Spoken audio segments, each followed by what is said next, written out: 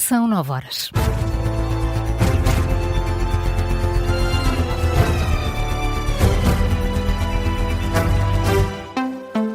As notícias com Carla Jorge de Carvalho. Governo e Presidente da República saúdam o acordo alcançado entre Estados Unidos e Irão para o fim do conflito no Médio Oriente. Portugal espera que seja apenas o ponto de partida para uma paz duradoura na região e no mundo. António José Seguro escreve numa nota publicada há poucos minutos que Portugal está sempre do lado da diplomacia e agradece o esforço de todas as partes para que se tenha chegado a um acordo. A reação do Governo surge através de uma publicação na rede social de X, do Ministério dos Negócios Estrangeiros. Na nota, o Ministério de Paulo Rangel agradece igualmente a incansável mediação do Paquistão e os importantes contributos do Qatar, da Arábia Saudita e da Turquia. Além da reação portuguesa, vários líderes mundiais têm reagido nas últimas horas ao acordo, com a União Europeia a admitir envolver-se agora na próxima fase das negociações. Carlos Pedro. É o que prevê a chefe da diplomacia europeia, Kaja Kallas. A diplomata admite que a União Europeia está pronta para contribuir para uma resolução sustentável, desde a influência económica até aos conhecimentos especializados em matéria nuclear. Esta é uma das prioridades deste acordo, mas já lá vamos. Também Ursula von der Leyen, a Presidente da Comissão Europeia, já reagiu a este acordo, aponta para a necessidade de o acordo ser implementado o mais rápido possível, sobretudo no que diz respeito à reabertura de Hormuz. Antes disso, António Costa, o Presidente do Conselho Europeu, também saudou o acordo entre Washington e Teherão. É uma boa notícia também para a Presidente do Banco Central Europeu. Christine Lagarde mostra-se satisfeita com este passo dado no conflito. A assinatura deste memorando de entendimento está marcada para sexta-feira, na Suíça. Recordamos as principais linhas deste acordo, sabendo de antemão que já se vão notar alívios na economia mundial, com, Carlos Pedro, a reabertura do Estreito de Hormuz. O primeiro passo do acordo, e até ver o mais importante, reaberto o Estreito de Hormuz e levantado o bloqueio naval dos Estados Unidos aos portos iranianos, seguem-se depois cerca de 2 meses de negociações, sobretudo devido à questão do nuclear. Teherão aceita não desenvolver armas nucleares e a manter o atual estado do programa nuclear, ou seja, sem enriquecer mais urânio. Quanto ao que já está enriquecido, é um processo para ser decidido ao longo dos tais 60 dias de negociações. Do lado norte-americano, Washington prepara-se para levantar as sanções ao petróleo e libertar 25 mil milhões de dólares em ativos iranianos que estavam bloqueados. E estamos aqui a falar do primeiro passo até um acordo de paz, porque seguem-se 60 dias de negociações e Donald Trump já voltou às ameaças. Em declarações ao New York Times, o presidente norte-americano avisa que pode retomar os ataques caso não seja alcançado um acordo final e diz que os Estados Unidos podem mesmo tornar-se no guardião do Médio Oriente. São palavras de Trump, que por esta altura, se não estiver a dormir, estará no mínimo preocupado porque o ministro israelita da Defesa, assim é que está certo, já garantiu que vai desafiar este acordo ao dizer que os ataques contra o Líbano podem continuar. Os israelitas colocam-se por isso fora deste entendimento e isso é importante porque o Irão já ameaçou por diversas vezes romper qualquer processo negocial devido aos ataques contra Beirute.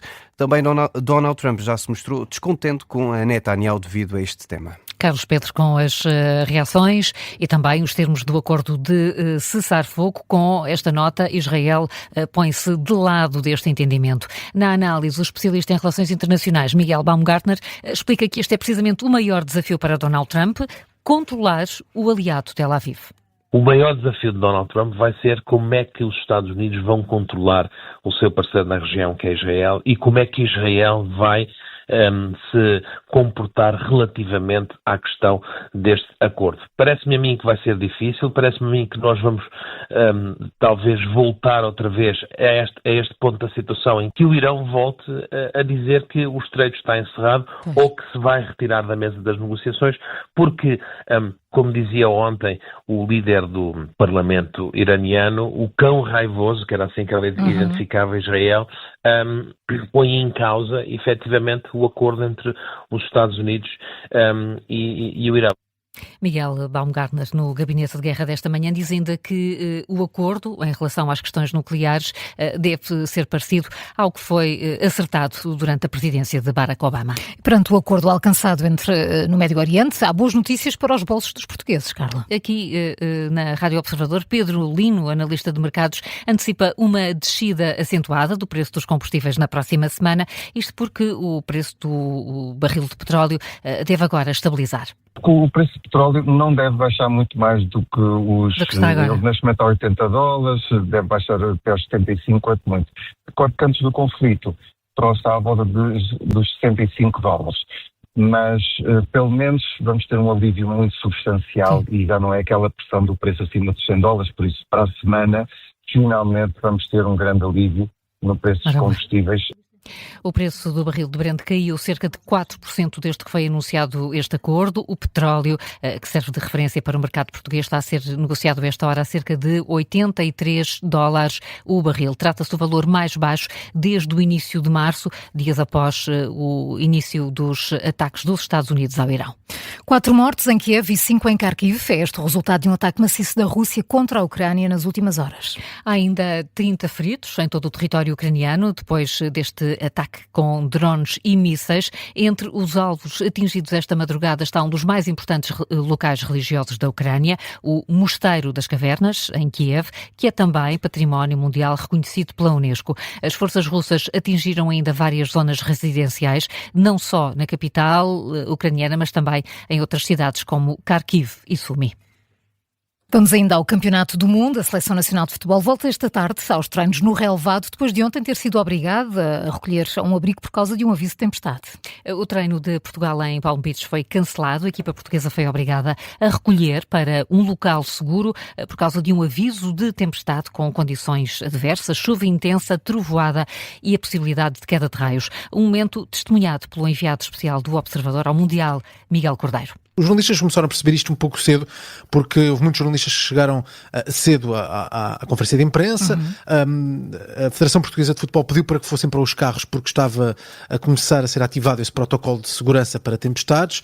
Os jornalistas recuaram, depois receberam a informação que a conferência de imprensa não se iria realizar, o treino ainda estava condicionado, iam esperar para perceber se era possível treinar. E depois, já passado alguns minutos da hora prevista para o treino, recebemos essa informação de que não houve treino, os jogadores fizeram apenas ativação num pavilhão. Os jogadores tiveram então de fazer exercícios num pavilhão, o relato do jornalista Miguel Cordeiro no Diário do Mundial desta manhã. A sessão de trabalho da equipa de Roberto Martínez de hoje também teve alterações. A equipa volta a treinar por volta das 3 da tarde, hora de Lisboa. E para hoje estão marcados 4 jogos do Campeonato Mundial de Futebol. São eles Espanha, Cabo Verde, Bélgica, Egito, Arábia Saudita, Uruguai e também Irão, Nova Zelândia. 9:08, antes do explicador, Carla, que outras notícias há a destacar?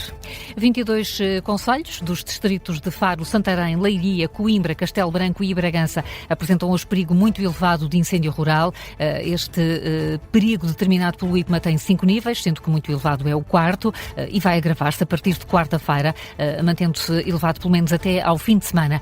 Por outro lado, nos distritos de Bragança, Viseu, Guarda, Vila Real e Castelo Branco, há previsão de aguaceiros, por vezes fortes, e trovoadas frequentes e dispersas. O aviso amarelo do IPMA vai estar em vigor entre o meio-dia e as 9 da noite. Hoje, para esta tarde, está marcado no Tribunal de Sintra a leitura do acórdão do caso Odair Muniz. Na última sessão do julgamento, o Ministério Público pediu a condenação do agente Bruno Pinto por considerar que não agiu em legítima defesa ao ter atingido a tiro o cidadão cabo-verdiano na Cova da Moura. A decisão da Justiça vai ser anunciada hoje a partir das 3:30 da tarde.